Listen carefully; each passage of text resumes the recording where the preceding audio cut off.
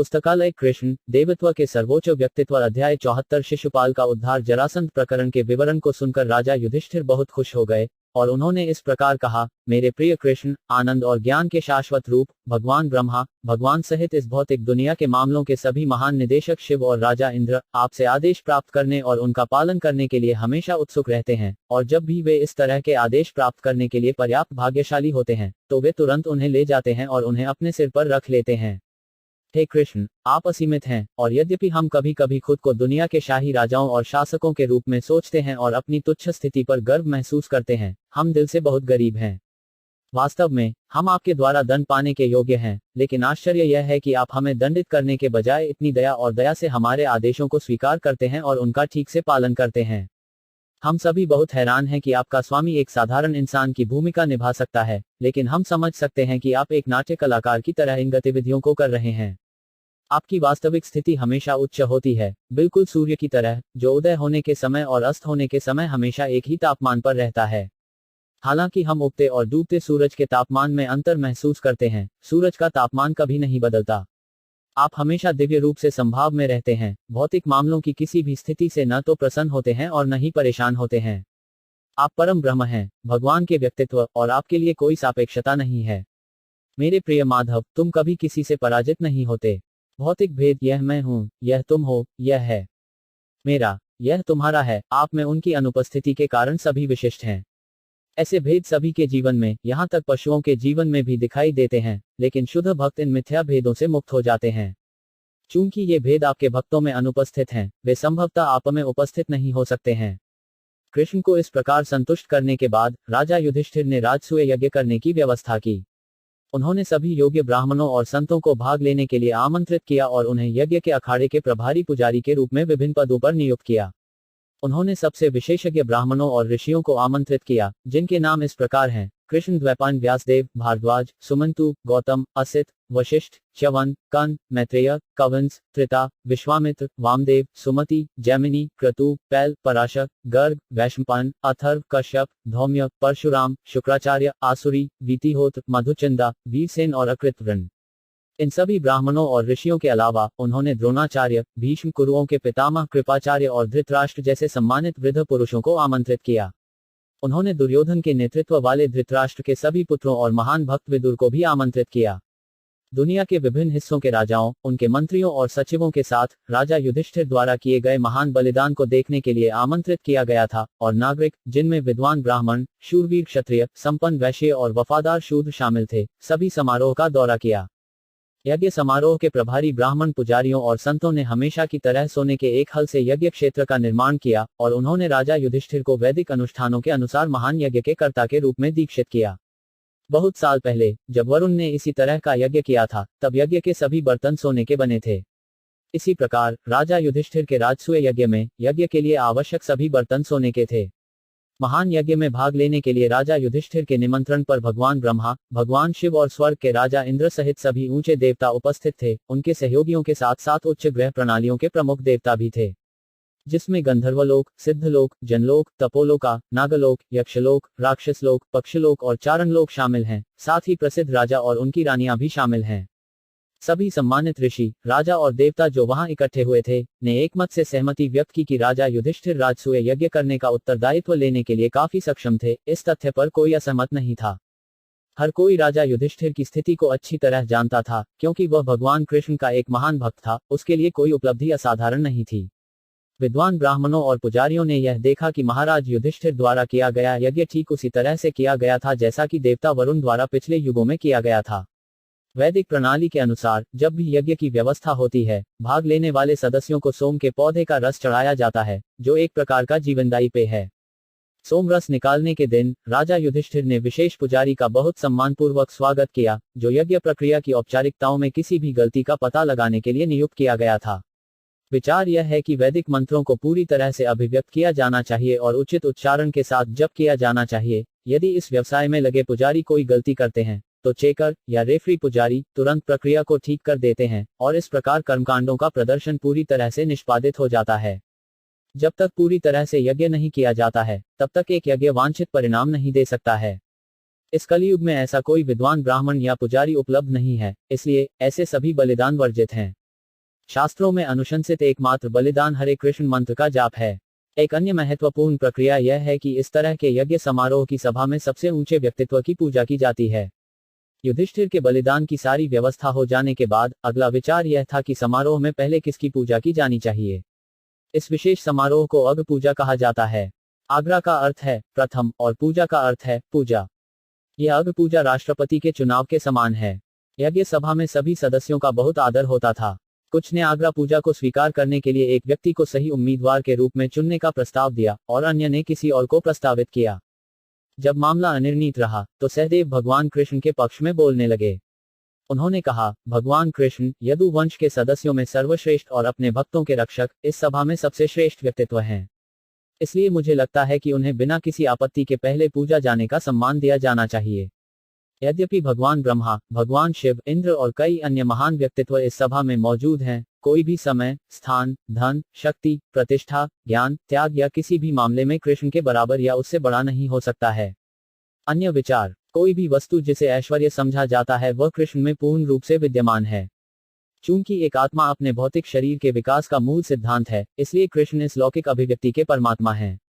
सभी वैदिक कर्मकांड समारोह जैसे यज्ञों का प्रदर्शन, अग्नि में आहुति देना, वैदिक मंत्रों का उच्चारण और रहस्यवादी योग का अभ्यास कृष्ण को साकार करने के लिए हैं। चाहे कोई सकौम कर्मों के मार्ग का अनुसरण करे या दार्शनिक चिंतन के मार्ग का, अंतिम गंतव्य कृष्ण है। आत्म साक्षात्कार की सभी प्रामाणिक विधियां कृष्ण को समझने के लिए हैं। देवियों और सज्जनों, कृष्ण के बारे में बात करना अतिशयोक्तिपूर्ण है, क्योंकि आप में से प्रत्येक श्रेष्ठ व्यक्ति परम ब्रह्म को जानता है। भगवान कृष्ण, जिनके लिए शरीर और आत्मा के बीच, ऊर्जा और ऊर्जावान के बीच, या शरीर के एक हिस्से और दूसरे के बीच कोई भौतिक अंतर नहीं है। चूंकि हर कोई कृष्ण का अंश है, कृष्ण और सभी जीवों के बीच कोई गुणात्मक अंतर नहीं है। सब कुछ कृष्ण की ऊर्जा, सामग्री और आध्यात्मिक का एक उत्सर्जन है। कृष्ण की शक्तियां अग्नि के ताप और प्रकाश के समान हैं। ताप और प्रकाश और स्वयं अग्नि के गुणों में कोई अंतर नहीं है। इसके अलावा कृष्ण अपने शरीर के किसी भी हिस्से से कुछ भी कर सकते हैं जो उन्हें पसंद है। हम अपने शरीर के किसी विशेष अंग की सहायता से कोई विशेष कार्य कर सकते हैं, लेकिन वे अपने शरीर के किसी भी अंग से कुछ भी और सब कुछ कर सकते हैं। और क्योंकि उनका पालौकिक शरीर अनंत काल में ज्ञान और आनंद से भरा है, वे 6 प्रकार के भौतिक परिवर्तनों, जन्म, अस्तित्व, विकास, उत्पादन, क्षय और लुप्त होने से नहीं गुजरते हैं। किसी भी बाह्य शक्ति द्वारा विवश होकर वे प्रत्येक वस्तु के सृजन, रखरखाव और विघटन के सर्वोच्च कारण हैं। केवल कृष्ण की कृपा से हर कोई धर्म के अभ्यास, आर्थिक स्थितियों के विकास, इंद्रियों की संतुष्टि और अंततः भौतिक बंधन से मुक्ति की प्राप्ति में लगा हुआ है। प्रगतिशील जीवन के इन 4 सिद्धांतों को कृष्ण की कृपा से ही क्रियान्वित किया जा सकता है। इसलिए इस महान बलिदान में उन्हें प्रथम पूजा की जानी चाहिए और किसी को असहमत नहीं होना चाहिए। जिस प्रकार वृक्ष की जड़ को सींचने से शाखाएं, टहनियां, पत्ते और फूल स्वतः ही सींच जाते हैं, या जैसे पेट को भोजन देने से शरीर के सभी अंगों का स्वतः ही पोषण हो जाता है, उसी प्रकार कृष्ण की प्रथम पूजा करके हम सभी को संतुष्ट करेंगे। इस सभा में बड़े बड़े देवतागण भी उपस्थित हैं। यदि कोई परोपकारी है तो उसके लिए यह बहुत अच्छा होगा कि वह केवल कृष्ण को ही दान करे, जो सभी के परमात्मा हैं, भले ही उनका शरीर या व्यक्तित्व कुछ भी हो। कृष्ण प्रत्येक जीव में परमात्मा के रूप में विद्यमान हैं, और यदि हम उन्हें संतुष्ट कर सकते हैं तो प्रत्येक जीव स्वतः ही संतुष्ट हो जाएगा। सहदेव को कृष्ण की महिमा के बारे में जानने का सौभाग्य मिला, और उनका संक्षेप में वर्णन करने के बाद उन्होंने बोलना बंद कर दिया। इस भाषण के बाद उस महान यज्ञ सभा में उपस्थित सभी सदस्यों ने तालियां बजाते हुए उनके शब्दों की लगातार पुष्टि करते हुए कहा, आपने जो कुछ भी कहा है वह पूरी तरह से सही है। आपने जो कुछ कहा है वह बिल्कुल सही है। राजा युधिष्ठिर ने सभी उपस्थित लोगों, विशेष रूप से ब्राह्मणों और विद्वान संतों द्वारा पुष्टि सुनने के बाद वैदिक निषेधाज्ञा के नियामक सिद्धांतों के अनुसार भगवान कृष्ण की पूजा की। सबसे पहले राजा युधिष्ठिर ने अपने भाइयों, पत्नियों, बच्चों, अन्य रिश्तेदारों और मंत्रियों के साथ भगवान कृष्ण के चरण कमलों को धोया और उनके सिर पर जल छिड़का। इसके बाद उन्होंने भगवान कृष्ण को विभिन्न प्रकार के पीले रेशमी वस्त्र अर्पित किए और उनके उपयोग के लिए उनके सामने ढेर सारे गहने और आभूषण भेंट किए। राजा युधिष्ठिर ने अपने एकमात्र प्रिय पात्र कृष्ण का सम्मान करके ऐसा परमानंद महसूस किया कि उनकी आंखों से आंसू बहने लगे, और यद्यपि वे भगवान कृष्ण को देखना चाहते थे, लेकिन वे उन्हें अच्छी तरह से नहीं देख सके। जब राजा युधिष्ठिर द्वारा भगवान कृष्ण की इस प्रकार पूजा की गई, तो सभा में उपस्थित सभी सदस्य हाथ जोड़कर खड़े हो गए और जप करने लगे, जय जया, नमः नमः। सभी एक साथ मिलकर कृष्ण को अपना सम्मानपूर्वक प्रणाम करने लगे, और आकाश से पुष्पों की वर्षा होने लगी। उस सभा में राजा शिशुपाल भी उपस्थित थे। वह कई कारणों से कृष्ण का घोर शत्रु था, विशेष रूप से कृष्ण द्वारा रुक्मिणी को उसके इच्छित विवाह समारोह से चुरा लेने के कारण। इसलिए वह कृष्ण के इस तरह के सम्मान और उनके गुणों की महिमा को बर्दाश्त नहीं कर सका। वह प्रभु की महिमा सुनकर प्रसन्न होने के बजाय बहुत क्रोधित हो गया। जब सभी ने खड़े होकर कृष्ण का सम्मान किया, तब शिशुपाल अपने आसन पर बैठा रहा, लेकिन जैसे ही वह कृष्ण के सम्मान पर क्रोधित हुआ, वह अचानक खड़ा हो गया। उसने अपना हाथ उठाया और भगवान कृष्ण के खिलाफ बहुत दृढ़ता और निडरता से इस तरह बोला कि भगवान कृष्ण उसे साफ साफ सुन सकता था। देवियों और सज्जनों, अब मैं वेदों के कथन की सराहना कर सकता हूं कि आखिरकार समय प्रमुख कारक है। इसके विपरीत सभी प्रयासों के बावजूद समय तत्व बिना विरोध के अपनी योजना को क्रियान्वित करता है।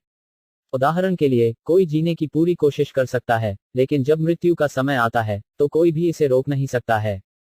मैं यहाँ देख रहा हूँ कि यद्यपि इस सभा में कई दिग्गज हस्तियां मौजूद हैं, लेकिन समय का प्रभाव इतना प्रबल है कि वे उस बालक के कथन से भ्रमित हो गए हैं जिसने कृष्ण के बारे में मूर्खता से कहा है। अनेक विद्वान मुनि तथा वृद्धजन उपस्थित हैं, परंतु फिर भी उन्होंने एक मूर्ख बालक की बात को स्वीकार किया है। इसका अर्थ यह है कि समय के प्रभाव से ऐसे सम्मानित व्यक्तियों जैसे कि इस बैठक में उपस्थित लोगों की बुद्धि भी दिशाहीन हो सकती है। मैं यहाँ उपस्थित आदरणीय व्यक्तियों से पूरी तरह सहमत हूँ कि वे उस व्यक्तित्व का चयन करने में सक्षम हैं जिसकी पहले पूजा की जा सकती है, लेकिन मैं सहदेव जैसे लड़के के कथन से सहमत नहीं हो सकता, जिसने कृष्ण के बारे में इतनी अधिक बात की है और सिफारिश की है कि कृष्ण योग्य हैं यज्ञ में प्रथम पूजा को स्वीकार करना। मैं देख रहा हूं कि इस सभा में ऐसे अनेक व्यक्ति हैं जिन्होंने घोर तपस्या की है, जो अत्यंत विद्वान हैं और जिन्होंने अनेक तपस्याएं की हैं। अपने ज्ञान और दिशा से वे ऐसे कई लोगों का उद्धार कर सकते हैं जो भौतिक अस्तित्व की पीड़ा से पीड़ित हैं। यहाँ महान ऋषि हैं जिनके ज्ञान की कोई सीमा नहीं है, साथ ही कई आत्म साक्षात्कारी व्यक्ति और ब्राह्मण भी हैं, और इसलिए मुझे लगता है कि उनमें से किसी एक को प्रथम पूजा के लिए चुना जा सकता था क्योंकि वे बड़े बड़े देवताओं द्वारा भी पूजनीय हैं, राजाओं और सम्राटों। मैं यह नहीं समझ सकता कि आपने कैसे इस चरवाहे लड़के कृष्ण को चुना है और इन सभी महान व्यक्तित्वों को एक तरफ रख दिया है। मुझे लगता है कि कृष्ण एक कौए से बेहतर नहीं है। वे इस महान यज्ञ में प्रथम पूजा को स्वीकार करने के योग्य कैसे हो सकते हैं? हम यह भी पता नहीं लगा सकते कि यह कृष्ण किस जाति के हैं या उनका वास्तविक व्यावसायिक कर्तव्य क्या है। वास्तव में कृष्ण किसी जाति के नहीं हैं, न ही उन्हें कोई व्यावसायिक कर्तव्य निभाना है। वेदों में कहा गया है कि परम भगवान को अपने निर्धारित कर्तव्य के रूप में कुछ भी नहीं करना है। उनकी ओर से जो भी करना होता है वह उनकी विभिन्न शक्तियों द्वारा किया जाता है। शिशुपाल ने आगे कहा, कृष्ण एक उच्च परिवार से संबंधित नहीं है। वह इतना स्वतंत्र है कि उसके धार्मिक जीवन के सिद्धांतों को कोई नहीं जानता। वास्तव में ऐसा प्रतीत होता है कि वह सभी धार्मिक सिद्धांतों के अधिकार क्षेत्र से बाहर है। वह हमेशा स्वतंत्र रूप से कार्य करता है, वैदिक आदेशों और नियामक सिद्धांतों की परवाह नहीं करता। इसलिए वे सभी सद्गुणों से रहित हैं। शिशुपाल ने अप्रत्यक्ष रूप से यह कहकर कृष्ण की प्रशंसा की कि वे वैदिक आदेशों के अधिकार क्षेत्र में नहीं हैं। यह सत्य है क्योंकि वे पूर्ण पुरुषोत्तम भगवान हैं, कि उनमें कोई अच्छे गुण नहीं है। गुणहीन का अर्थ है कि कृष्ण में कोई भौतिक गुण नहीं है, और क्योंकि वे पूर्ण पुरुषोत्तम भगवान हैं, वे स्वतंत्र रूप से कार्य करते हैं, सामाजिक या धार्मिक सिद्धांतों में परंपराओं की परवाह नहीं करते। शिशुपाल ने आगे कहा, इन परिस्थितियों में वे यज्ञ में प्रथम पूजा को स्वीकार करने के योग्य कैसे हो सकते हैं? कृष्ण इतने मूर्ख हैं कि उन्होंने मथुरा को छोड़ दिया है, जो वैदिक संस्कृति का पालन करने वाले अत्यधिक उच्च व्यक्तियों द्वारा बसा हुआ है, और समुद्र में शरण ली है, जहां वेदों की बात भी नहीं होती है। खुले तौर पर रहने के बजाय उन्होंने पानी के भीतर एक किले का निर्माण किया है और ऐसी जगह रह रहे हैं जहां वैदिक ज्ञान की कोई चर्चा नहीं है। और जब भी वह किले से बाहर आता है, तो वह नागरिकों को डकैत, चोर या बदमाश की तरह परेशान करता है। उस सभा में कृष्ण के सर्वोच्च प्रथम पूज्य व्यक्ति चुने जाने के कारण शिशुपाल पागल हो गया था, और उसने इतनी गैरजिम्मेदारी से बात की कि ऐसा प्रतीत हुआ कि उसने अपना सारा सौभाग्य खो दिया है। दुर्भाग्य से घिरे होने के कारण शिशुपाल ने कृष्ण का अपमान करना जारी रखा, और भगवान कृष्ण ने बिना किसी विरोध के धैर्यपूर्वक उनकी बात सुनी। जिस प्रकार गीदड़ों के झुंड के हाहाकार करने पर सिंह को कोई परवाह नहीं होती, उसी प्रकार भगवान कृष्ण मौन और अकारण बने रहे। कृष्ण ने शिशुपाल द्वारा लगाए गए एक भी आरोप का जवाब नहीं दिया, लेकिन बैठक में उपस्थित सभी सदस्य, कुछ को छोड़कर, जो शिशुपाल से सहमत थे, बहुत उत्तेजित थे, क्योंकि यह किसी भी सम्मानित व्यक्ति का कर्तव्य है कि वह भगवान के खिलाफ ईश निंदा को बर्दाश्त न करे, या उनका भक्त। उनमें से कुछ, जिन्होंने सोचा कि वे शिशुपाल के खिलाफ ठीक से कार्रवाई नहीं कर सकते, विरोध में सभा छोड़ दी, अपने कानों को अपने हाथों से ढक लिया ताकि आगे कोई आरोप न सुन सकें। इस प्रकार वे शिशुपाल की कार्रवाई की निंदा करते हुए सभा से चले गए। यह वैदिक आदेश है कि जब भी भगवान के परम व्यक्तित्व की निंदा हो, तो व्यक्ति को तुरंत चले जाना चाहिए। यदि वह ऐसा नहीं करता है तो वह अपने पवित्र कार्यों से वंचित हो जाता है और जीवन की निम्न स्थिति में पतित हो जाता है। उपस्थित सभी राजा, जो कुरु वंश, मत्स्य वंश, केकय वंश और सृंजय वंश से संबंधित थे, बहुत क्रोधित हुए और तुरंत अपनी तलवारें और ढाल लेकर शिशुपाल को मार डाला, जो इतना मूर्ख था कि वह थोड़ा भी उत्तेजित नहीं हुआ, हालांकि सभी उपस्थित राजा उसे मारने के लिए तैयार थे। शिशुपाल ने अपनी मूर्खतापूर्ण बातों के नफा नुकसान के बारे में नहीं सोचा और जब उसने देखा कि सभी राजा उसे मारने के लिए तैयार हैं, तो रुकने के बजाय वह उनसे लड़ने के लिए खड़ा हो गया और अपनी तलवार और ढाल उठा ली। जब भगवान कृष्ण ने देखा कि वे शुभ राजसूय यज्ञ के अखाड़े में लड़ने जा रहे हैं, तो उन्होंने व्यक्तिगत रूप से उन्हें शांत किया। अपनी अहेतुकी दया से उन्होंने स्वयं शिशुपाल को मारने का निश्चय किया। जब शिशुपाल उन राजाओं को गाली दे रहा था जो उस पर आक्रमण करने वाले थे, तब भगवान कृष्ण ने अपनी चक्र, जो उस्त्रे की धार के समान तीक्ष्ण थी, को उठाया और तुरंत शिशुपाल का सिर उसके शरीर से अलग कर दिया। जब शिशुपाल इस प्रकार मारा गया, तो भीड़ से एक बड़ी दहाड़ और हाहाकार मच गया। उस अशांति का लाभ उठाते हुए कुछ राजा, जो शिशुपाल के समर्थक थे, अपने प्राणों के भय से सभा से शीघ्र ही निकल गए। तब भाग्यशाली शिशुपाल की आत्मा तुरंत सभी की उपस्थिति में भगवान कृष्ण के शरीर में विलीन हो गई, ठीक उसी तरह जैसे जलती हुई उल्का ग्लोब की सतह पर गिरती है। कृष्ण के पालौकिक शरीर में शिशुपाल की आत्मा का विलय हमें जय और विजय की कहानी की याद दिलाता है, जो 4 कुमारों द्वारा शापित होने पर वैकुंठ ग्रहों से भौतिक दुनिया में गिर गए थे। वैकुंठ संसार में उनकी वापसी के लिए यह व्यवस्था की गई थी कि जया और विजय दोनों लगातार 3 जन्मों तक भगवान के घातक शत्रुओं के रूप में कार्य करेंगे, और कि इन जीवन के अंत में वे वैकुंठ संसार में लौट आएंगे और भगवान की सेवा करेंगे उनके सहयोगियों के रूप में। यद्यपि शिशुपाल ने कृष्ण के शत्रु के रूप में कार्य किया, वह एक क्षण के लिए भी कृष्ण भावनामृत से बाहर नहीं था।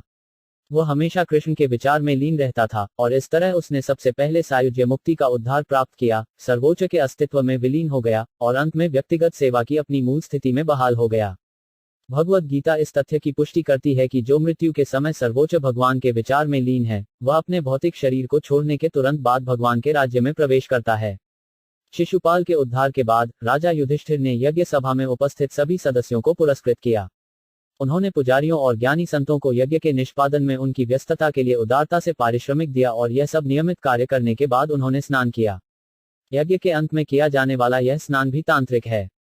इसे अभृत स्नान कहते हैं। इस प्रकार भगवान कृष्ण ने राजा युधिष्ठिर द्वारा आयोजित राजसूय यज्ञ के प्रदर्शन को सफलतापूर्वक पूरा करने में सक्षम बनाया, और अपने चचेरे भाइयों और रिश्तेदारों द्वारा अनुरोध किए जाने पर वे कुछ महीनों के लिए हस्तिनापुर में रहे। यद्यपि राजा युधिष्ठिर और उनके भाई भगवान कृष्ण को हस्तिनापुर छोड़ने के लिए तैयार नहीं थे, कृष्ण ने राजा से द्वारका लौटने की अनुमति लेने की व्यवस्था की, और इस तरह वे अपनी रानियों और मंत्रियों के साथ घर लौट आए।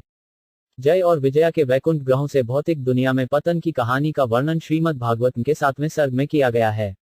शिशुपाल के वध का सीधा संबंध जय और विजय की उस कथा से है, लेकिन इस घटना से हमें जो सबसे महत्वपूर्ण निर्देश मिलता है, वह यह है कि पूर्ण पुरुषोत्तम भगवान सभी को मुक्ति दे सकते हैं, चाहे कोई उनके शत्रु के रूप में कार्य करे या उसके मित्र के रूप में।